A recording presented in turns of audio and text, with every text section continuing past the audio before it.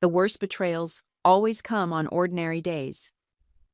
Mine happened on a Thursday afternoon in October, exactly 6 days after my hysterectomy, when I finally got to come home from the hospital. My name is Nicole, and I thought I knew what pain was after the surgery. I was wrong. The Uber dropped me off at the end of our long driveway. I noticed Wesley's car wasn't there, but his mother Caroline's silver Mercedes was parked in my usual spot. Strange. She hadn't visited once during my hospital stay. Claiming she had a cold, she didn't want to risk spreading. Walking hurt. Every step sent lightning bolts through my abdomen. But I managed to drag my overnight bag up the path, already dreaming of my bed and the pain meds I'd left on the nightstand. That's when I saw them. Wesley and Caroline stood on the porch like sentries. Neither moved to help me with my bag. "What's going on?" I asked, fumbling for my house key. "Why are you both just standing there?" Caroline's thin lips curved into something that wasn't quite a smile. "That key won't work anymore." I tried it anyway. She was right. "Wesley?" I turned to my husband of 10 years. He wouldn't meet my eyes. "What's happening?" "You need to leave," Caroline said, her voice sharp as broken glass. "This house belongs to us now." The world tilted sideways. "What are you talking about? This is my grandfather's house. He left it to me in his will." "Wrong." Caroline stepped forward. "Wesley had the locks changed yesterday. We've packed your things." She gestured to a pile of garbage bags by the steps. "My clothes, my books, my life." "Wesley, please," I whispered. "I just had surgery. I can barely stand." He finally looked at me, but his eyes were empty. "You should have thought about that before becoming such a burden." "A burden?" The word felt like acid in my mouth. "I had cancer, Wesley. They had to remove my—" "Oh, spare us the dramatics," Caroline interrupted. "You've always been weak, always playing the victim. My son deserves better than spending his life taking care of an invalid." I gripped the porch railing as another wave of pain hit. "This is illegal. You can't just—" "We can, and we have." Caroline picked up my overnight bag and threw it down the steps. It burst open, spilling my medications across the lawn. "This house was never yours. It's ours now. Be grateful we let you live here this long." "Mom, maybe we should—" Wesley started, but Caroline cut him off with a look. "Don't go soft now. We discussed this." She turned back to me. "Leave, or I'll call the police and have you removed for trespassing." My legs gave out. I sank onto the steps, clutching my stomach. "Where am I supposed to go?"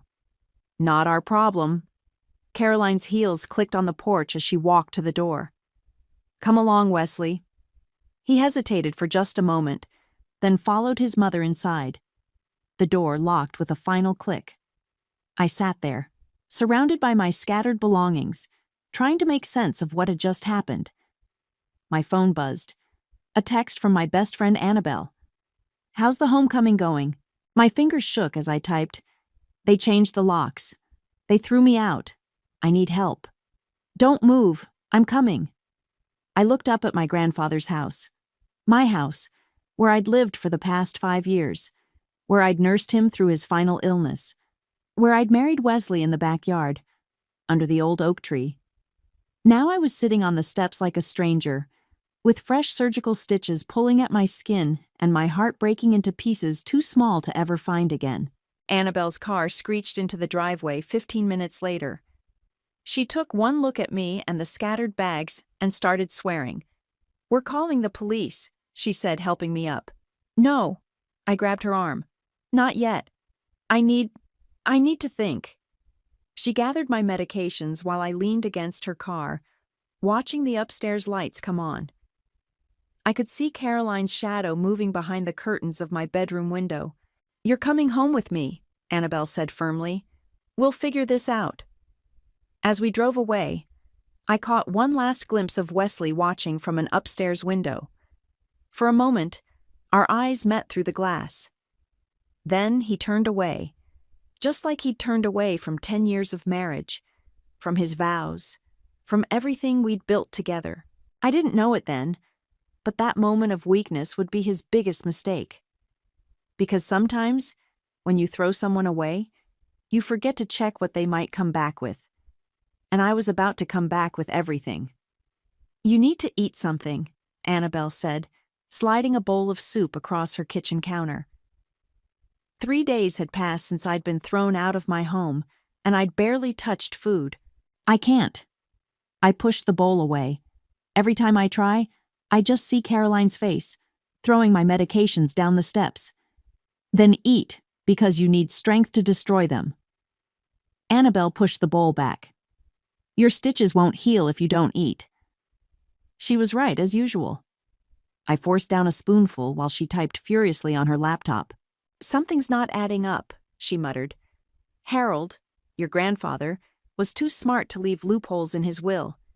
He was one of the sharpest corporate lawyers I've ever met. Wesley said they found a way around it." My voice cracked. I should have seen this coming. All those late nights he spent with his mother, claiming they were organizing family papers. Annabelle's phone buzzed. She glanced at it and frowned. "Your friend Maria from next door just texted. Apparently Wesley's been throwing out your grandfather's old furniture, replacing everything with new stuff Caroline picked out." The soup turned to acid in my stomach. "The antique desk? The one Grandpa used to write all his contracts on?" "I'm sorry, Nicole." I grabbed my phone, scrolling through old emails frantically. "Grandpa sent me a copy of the will. He made me promise to keep it safe, said I might need it someday." "When?" "2 weeks before he died." I found the email, hands shaking. "Here." Annabelle moved around the counter to read over my shoulder. The will was exactly as I remembered. The house left to me, clear as day. "Wait." Annabelle pointed at an attachment I'd never opened. "What's that?" I clicked it. A separate document appeared, titled simply, "In the Case of Betrayal." "Oh my God," Annabelle whispered as we read.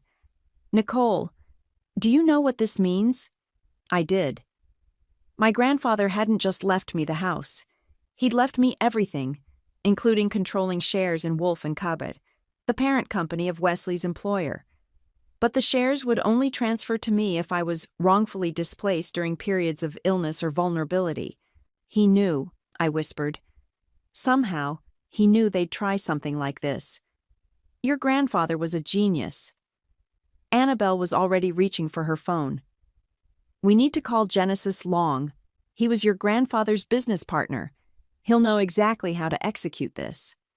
"Wait," I grabbed her wrist. "Not yet. I need to understand everything first." I closed my eyes, remembering all the times I'd supported Wesley's career, the networking events I'd hosted at our home, the times I'd stayed up late helping him prepare presentations, the promotion party I'd thrown him last year, while Caroline sat in the corner criticizing my choice of appetizers. "They think they've won," I said slowly. "Let them think that for a little longer." Annabelle raised an eyebrow. "What are you planning?" "I'm not sure yet. But Grandpa gave me this weapon for a reason." I straightened up, ignoring the pull of stitches. "I want to do this right." My phone buzzed. A text from Wesley. "Left some more of your things by the garage. Please collect them soon or they'll be donated." "Bastard," Annabelle muttered, reading over my shoulder. "No," I said quietly. "Let him keep digging his grave. Each box he throws out, each piece of furniture he replaces, it's all evidence of what they did." I picked up my soup spoon again, suddenly hungry. "Call Genesis, set up a meeting, but tell him to be discreet. I don't want anyone at Wolf & Co. knowing about this yet." "What about the house?" Annabelle asked. "We could file for an emergency injunction." "Let them have their moment." I finished the soup, feeling stronger with each bite. They think they're dismantling my life piece by piece. But my grandfather left me the tools to dismantle theirs. Annabelle studied me for a moment, then smiled. "There's the Nicole I know, the one who graduated top of her class in business school before Wesley convinced you to focus on supporting his career instead." "I forgot who I was for a while," I admitted. But they just reminded me. I opened my laptop, creating a new folder titled Renovation Receipts. "What's that for?" Annabelle asked. "Every change they make to my house, every item they throw away. We're going to document it all. And when the time comes, they'll pay for every single piece they touched." Annabelle's phone buzzed again. "Genesis can meet us tomorrow morning." I nodded, thinking of my grandfather's antique desk, probably sitting in some dumpster now. He'd written the codicil on that desk, planning for this very moment, protecting me even after death. "Tomorrow, then," I said softly. "Let's see what else my grandfather left me." Genesis Long's office hadn't changed in 15 years. The same leather chairs, the same wall of law books, even the same coffee mug my grandfather had given him sat on his desk. "Harold knew this day might come," Genesis said, pulling out a thick folder. He watched how Caroline manipulated Wesley over the years, saw the changes in him. "Why didn't he warn me?" I asked, shifting uncomfortably. The stitches still pulled when I sat too long. "Would you have believed him?" Genesis raised an eyebrow. "Love blinds us, Nicole. Even Harold couldn't save you from that." Annabelle leaned forward. "Tell her about the shares." Genesis spread several documents across his desk. Wolf & Coers is the parent company of 17 subsidiaries, including Wesley's employer. Harold held 68% of the voting shares. Under normal circumstances, those shares would have been distributed among various family trusts, but the codicil changes everything. "How so?" I asked. "By throwing you out during your recovery, they triggered the transfer clause. All shares now consolidate under your direct control." He smiled grimly. "You own Wolf & Coer, Nicole. Every subsidiary, every division, including the one where Wesley just made senior vice president." The room spun slightly. "That's impossible. Someone would have noticed. Harold was brilliant at hiding things in plain sight." Genesis pulled out another document. "The shares were held in a blind trust, managed by my firm. No one at Wolf & Coer knows about the transfer yet. Not even the CEO. "Mitchell Campbell," Annabelle supplied. "I looked him up. He's been running the company for 20 years. "And he's about to answer to you," Genesis said, "if that's what you want." I stood up, pacing despite the pain. "Wesley's been bragging about some big promotion celebration next week. Caroline's been posting about it all over social media." "Perfect timing," Annabelle said. "Nothing like ruining their party." "No." I shook my head. "Let them have their celebration. I want to do this quietly, professionally." Genesis nodded approvingly. "I can introduce you to Julio Murray. He's our corporate advisor, handles all the major transitions. He can help you assume control without causing immediate panic." My phone buzzed. Another text from Wesley. "Mom's redecorating your old office. Hope you didn't leave anything important in the desk drawers." "They're still throwing out my things," I said quietly, acting like they've won. "Let them," Genesis said, his voice hard.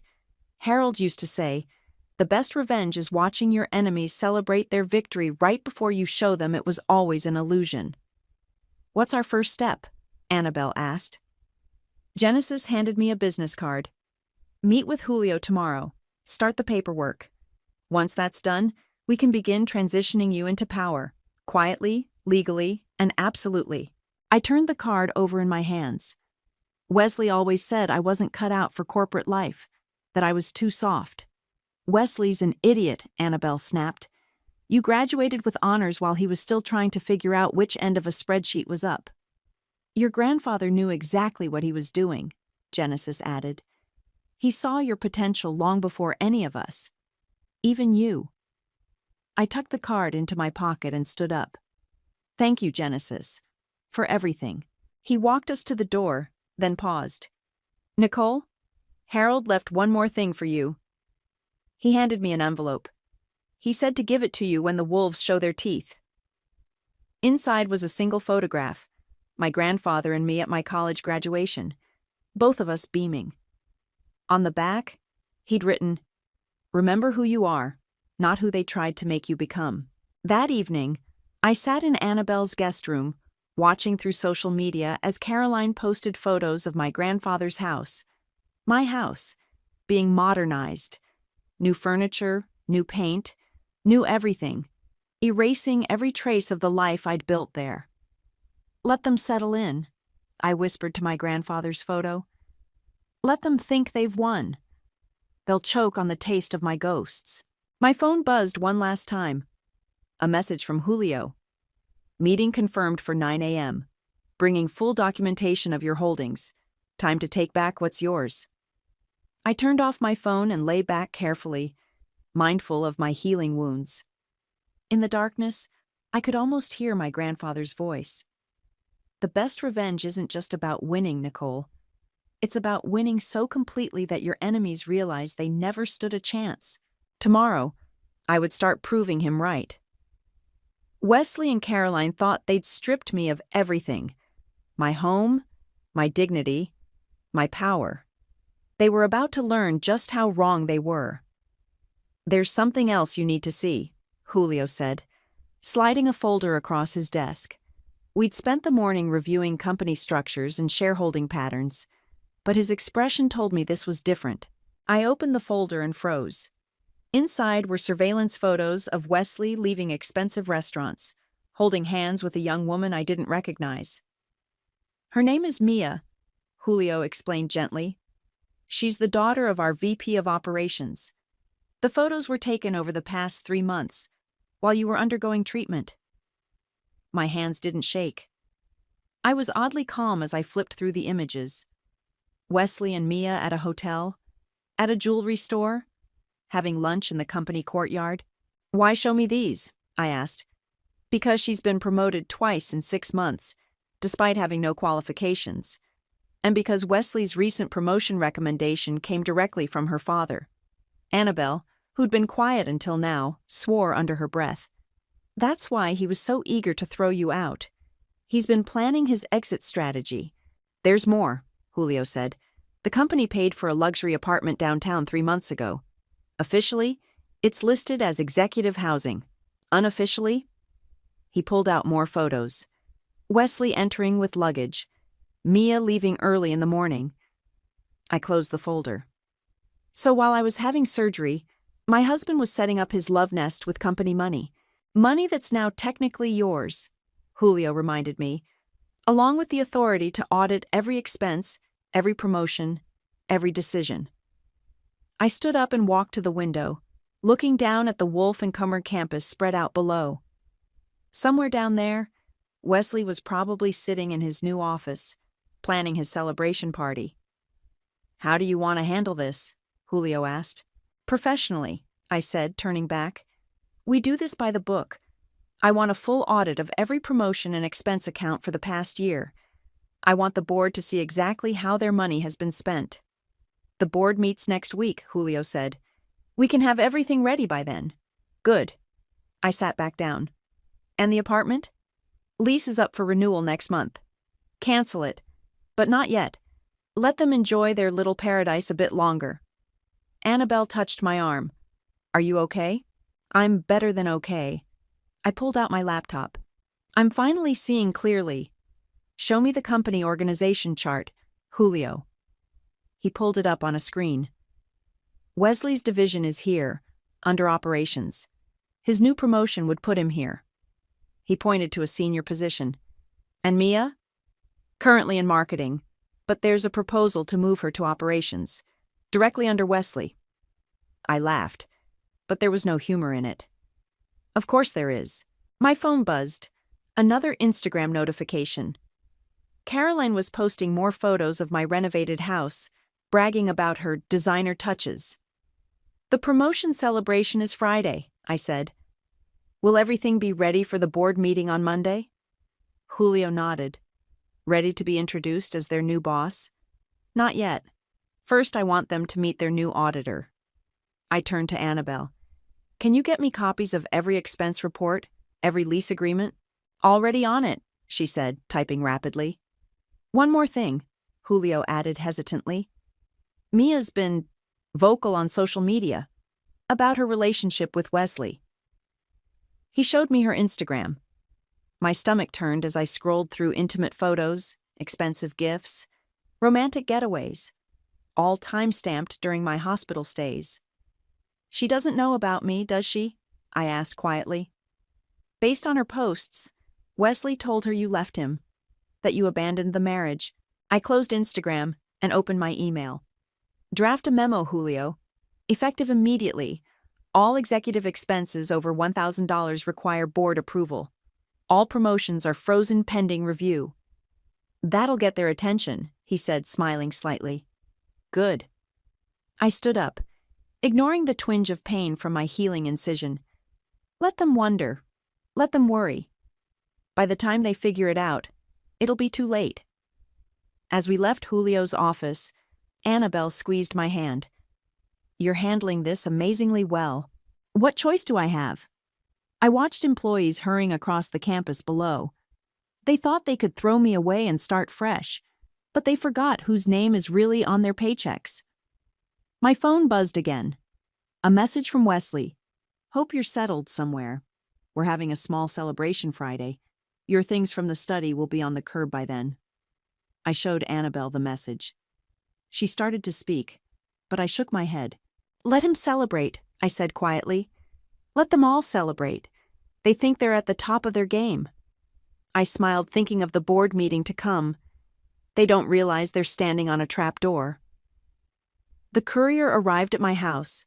Correction, Wesley and Caroline's stolen house, at exactly 9:01 a.m. on Friday morning. I watched from my parked car across the street as he rang the doorbell. Caroline answered, already dressed for Wesley's promotion celebration in an expensive new suit. I could see her expression change as she signed for the envelope, then watched her rush inside. How long do you think it'll take? Annabelle asked from the driver's seat. 3, 2, 1. Right on cue, Wesley's car screeched into the driveway. He must have broken every speed limit getting here from the office.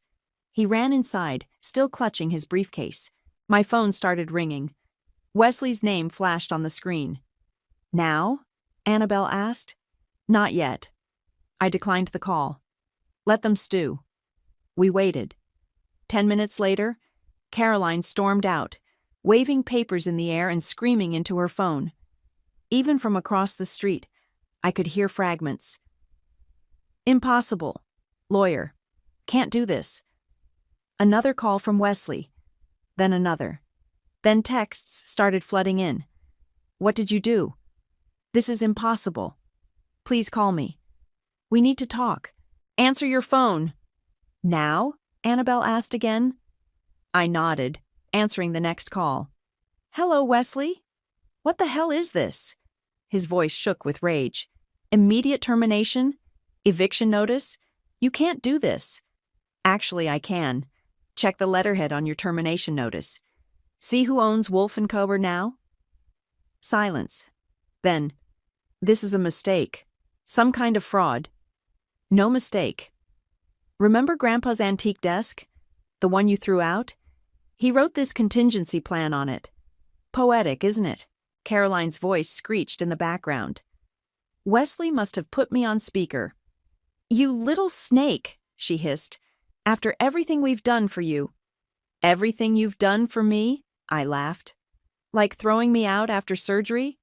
Or helping your son set up his love nest with Mia while I was having cancer treatment? More silence. Then Wesley. Quieter. You know about Mia? I know everything. The apartment, the promotions, the expenses. Did you really think nobody would notice? We can talk about this, he said quickly. Come home.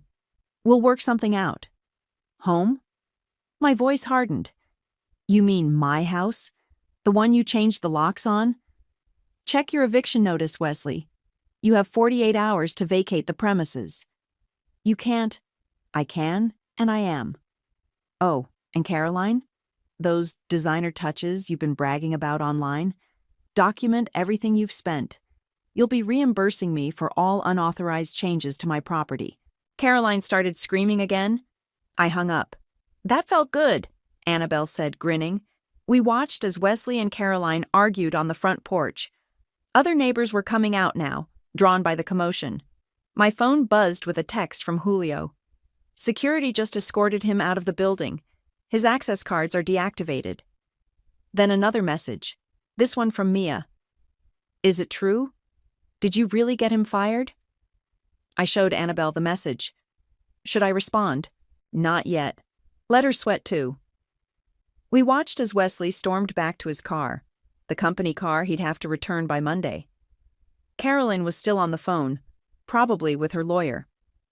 Want to deliver the final blow? Annabelle asked. I nodded and typed a quick message to my real estate attorney. Minutes later, a police car pulled up. They're here to supervise the eviction, I explained as Wesley and Caroline gaped at the officers. Make sure there's no confusion about the deadline. My phone was exploding with notifications now. Apparently, Mia had gone on a social media rampage, posting about Wesley's firing and their relationship. Corporate gossip channels were lighting up. Ready to go home? Annabelle asked. Not yet. I watched as Wesley and Caroline frantically started moving things to their cars. I want to see them pack. Hours later, I watched them make trip after trip, loading their vehicles with designer clothes and Caroline's precious decorations. The police officers stood by, ensuring everything stayed civil. Finally, as the sun was setting, Wesley looked directly at my car. He knew I was there. He walked halfway across the street, stopped. You were right, I called out the window. This house was never yours. He opened his mouth to respond, but Caroline yanked him back. They drove away separately, leaving tire marks on my driveway. I got out of the car, walked up my front path, and used my new key to open my front door. The house smelled of Caroline's expensive perfume, but that would fade. Everything fades, eventually, even betrayal. But revenge? Revenge feels like coming home. The local news was having a field day. I sat in Julio's office, watching the headlines scroll across his monitor. Corporate scandal. VP's daughter and married executive in illicit affair. Wealthy widow claims elder abuse after eviction. Wolf and Corn shares tumble amid leadership chaos. Mia's really gone nuclear, Julio said, scrolling through her latest social media posts. She's sharing everything, receipts, text messages, photos from their trips together. How's her father handling it? I asked. The VP? He's taking a leave of absence. Apparently he didn't know about the apartment he approved for them. My phone buzzed. Another desperate message from Wesley. Please. Mom's having panic attacks. We're staying at a motel. This isn't right. I ignored it, focusing instead on the document Julio had prepared. Is everything ready for tomorrow's shareholder meeting?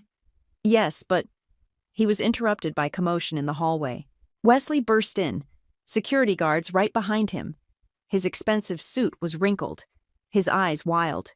Sir, you can't be here, one guard said, grabbing his arm. I need to speak to the board, Wesley shouted. This is all a mistake. I've worked here for 12 years. Let him stay, I said quietly. The guards looked uncertain but stepped back. Wesley froze when he saw me. What are you doing here? Meeting with my corporate advisor. I gestured to Julio. Planning tomorrow's board presentation. You're... what? Wesley's face went pale. You're behind the audit? I'm behind everything, Wesley. The audit, the termination, the lease cancellation on your love nest. I stood up slowly. Did you really think my grandfather would leave me defenseless? You don't understand, he pleaded. Mia's destroying my reputation. Caroline's had to move in with her cousin in Jersey. She's talking about suing you. For what? Taking back what's legally mine? We had a life together, he shouted. 10 years of marriage, which you threw away for a company car and a side chick named Mia. I nodded to the guards. Escort him out. If he returns, press charges. Nicole, please. Oh, and Wesley? I held up my phone, showing him Caroline's social media posts about my house renovations. Tell your mother I want receipts for everything she changed. My lawyer will be in touch about compensation. The guards dragged him out, his protests echoing down the hallway. That was intense, Julio said after a moment. It's not over. I checked my phone. Caroline's just posted that she's filing an elder abuse claim. Says I'm harassing a vulnerable senior citizen. Does she forget we have security footage of her throwing your medications down the steps? Apparently. I forwarded the footage to my lawyer. Let her try. Every false claim just makes her look worse. My phone buzzed again, this time from Mia. I didn't know about your surgery, or that he threw you out. I swear. She's been messaging me all day, I told Julio, trying to distance herself from Wesley now that he's toxic. Smart girl, he said dryly. Unlike her father, who approved over $200,000 in business expenses for their trips together. I stood up, gathering my files. Make sure the board sees those expense reports tomorrow. Every receipt, every charge. They're already asking questions. Mitchell Campbell's been in closed-door meetings all day. Good. Let them squirm. I checked my watch. I need to meet Annabelle at the house. We're documenting all the changes Caroline made. Need security? No. But keep an eye on Wesley. Men like him get dangerous when they're cornered. As if on cue, my phone lit up with a news alert. Breaking. Former executive arrested after altercation at Wolf & Co. The article showed Wesley being led out in handcuffs after trying to force his way into the executive floor. Well, Julio said, reading over my shoulder, that saves us some trouble. I gathered my things, thinking about Wesley in a jail cell, Caroline in her cousin's spare room, and Mia watching her career implode in real time. Tomorrow's board meeting should be interesting, I said. Julio smiled. Ready to meet your new employees? Almost. I looked out his window at the sprawling corporate campus below. First, let's make sure they understand exactly why their former golden boy is in handcuffs. My phone buzzed one last time. Caroline again. You've ruined everything. Are you happy now? I typed back a single response. No, Caroline, but I'm just getting started. Then I turned off my phone and headed home to my grandfather's house, where the ghosts of betrayal were finally beginning to fade. The boardroom fell silent as I walked in. 12 pairs of eyes followed me to the head of the table, where Mitchell Campbell, CEO of Wolf & Co. for 20 years, sat looking like he'd swallowed something sour. Ladies and gentlemen, Julio announced, I'd like to introduce Nicole Taylor, majority shareholder of Wolf & Co. and your new chief executive officer. Mitchell stood up, forcing a smile. Now, wait just a minute. The board hasn't voted. Check your bylaws, I interrupted, sliding copies of my grandfather's documents across the table. As controlling shareholder, I don't need a vote, but feel free to review the paperwork while I address recent concerns.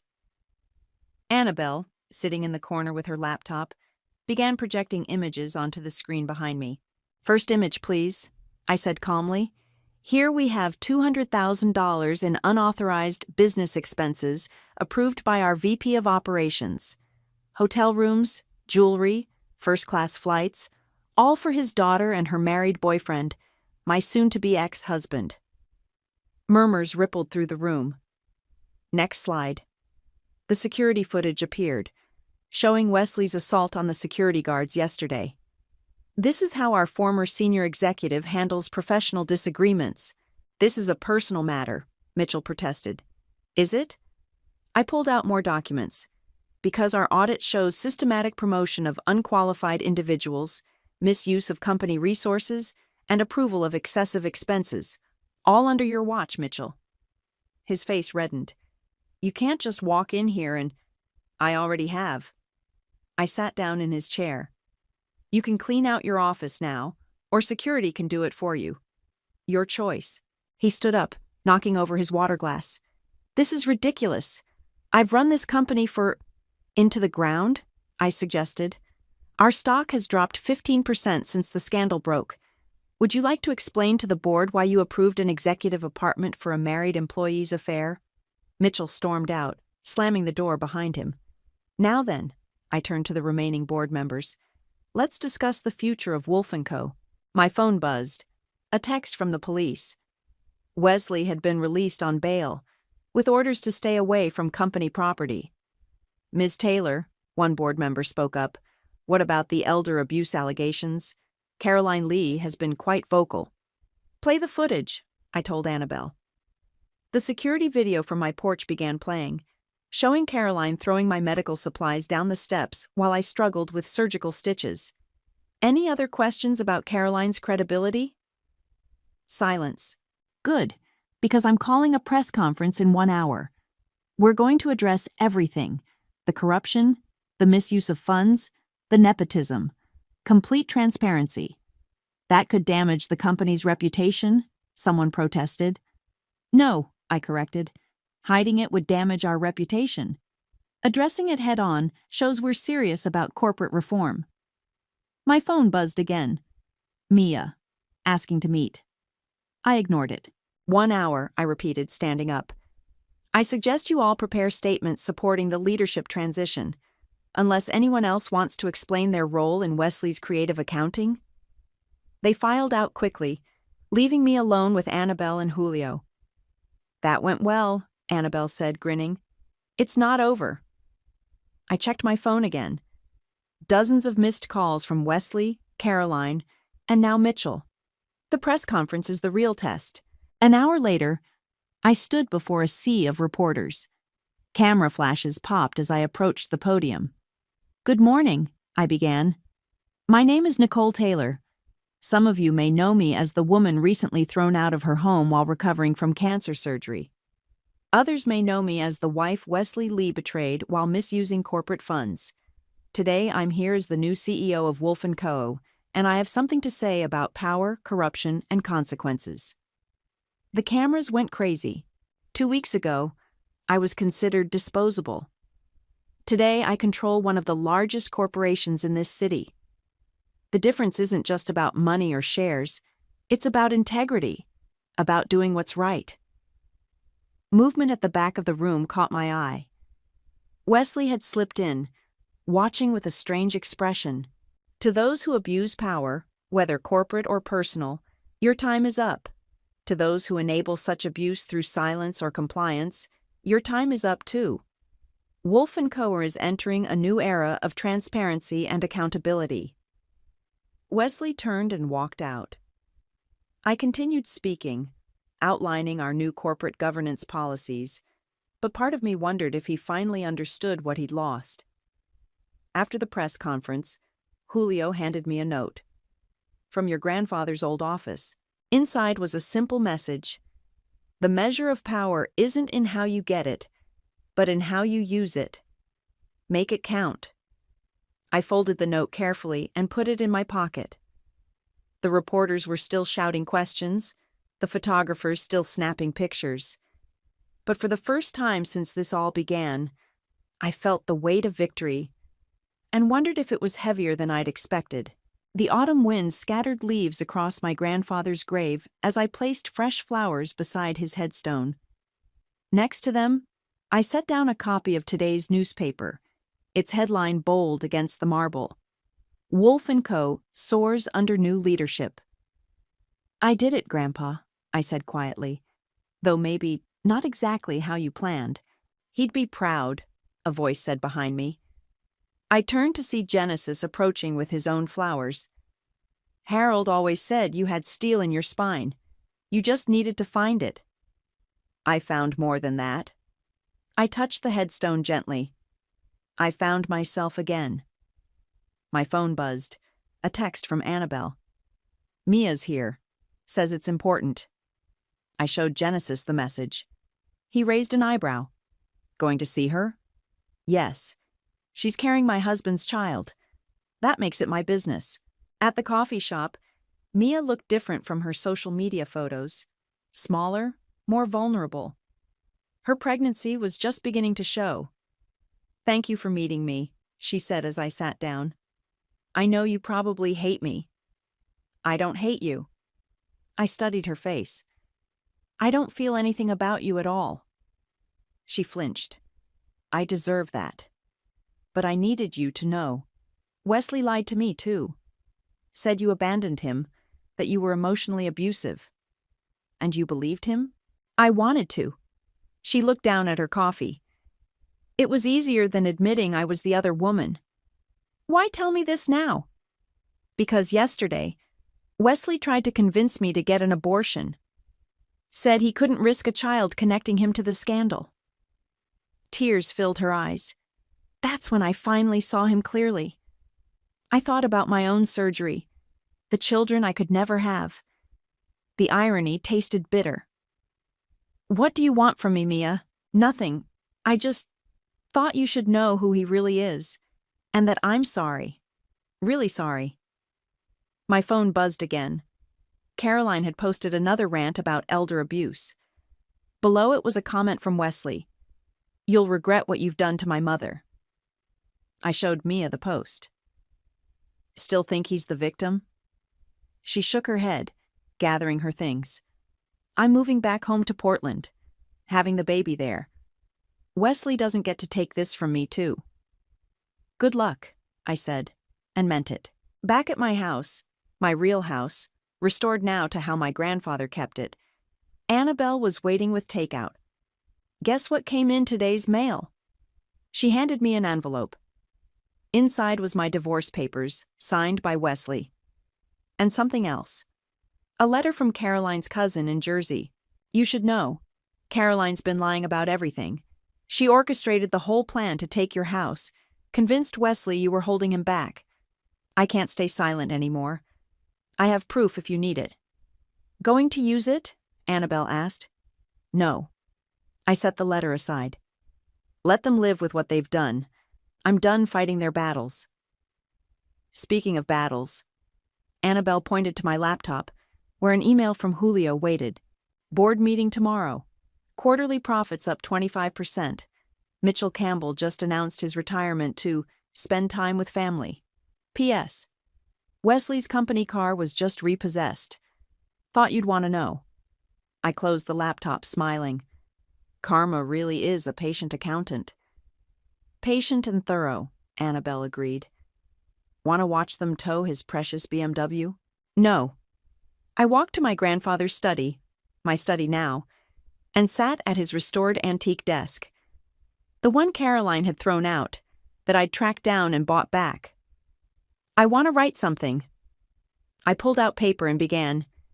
Dear Grandpa, you protected me even after you were gone, gave me the weapons to fight back when I was at my weakest. But the real gift wasn't the shares, or the house, or even the satisfaction of justice. It was remembering who I am. They thought they were destroying me, but they were just burning away everything that wasn't really me.